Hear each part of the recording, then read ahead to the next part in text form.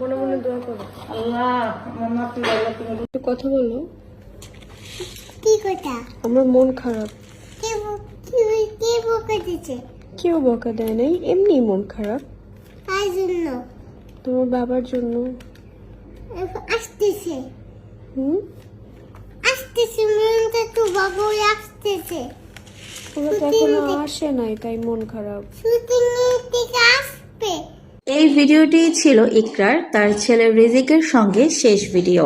ইকরার মন খারাপের কথা রিজিককে বলছিল আর রিজিক তার মাকে সান্ত্বনা দিচ্ছিল। ছেলের কাছ থেকে সান্ত্বনা পেয়েও নিজের মনকে শান্ত করতে পারেননি আলভির স্ত্রী ইকরা।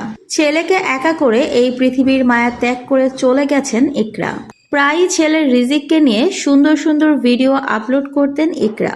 মা ছেলের সুন্দর সুন্দর মুহূর্তের খুনসুটি সবাই বেশ পছন্দ করত।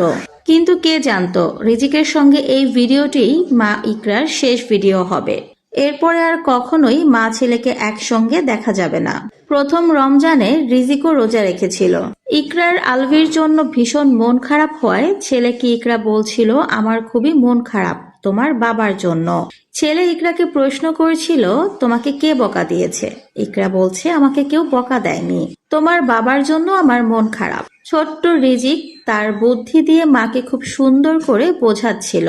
বাবা মায়ের জন্য অনেক সুন্দর সুন্দর ড্রেস নিয়ে আসবে, গেঞ্জি নিয়ে আসবে, নানান রকম মন ভোলানো কথা বলছিল ছোট্ট রিজিক। এত সুন্দর সুন্দর কথাতেও মন শান্ত করতে পারেননি ইকরা, আর সেজন্যই এত বড় একটা সিদ্ধান্ত নিয়ে ফেলেছিল ইকরা। প্রথম রমজানেও রোজা রেখেছিল রিজিক। মায়ের কোলে শুয়ে শুয়ে নানান রকম কথা বলছিল রিজিক, আর সেটারই ভিডিও ধারণ করেছিল মা ইকরা। রিজিকের বয়স 5 বছর।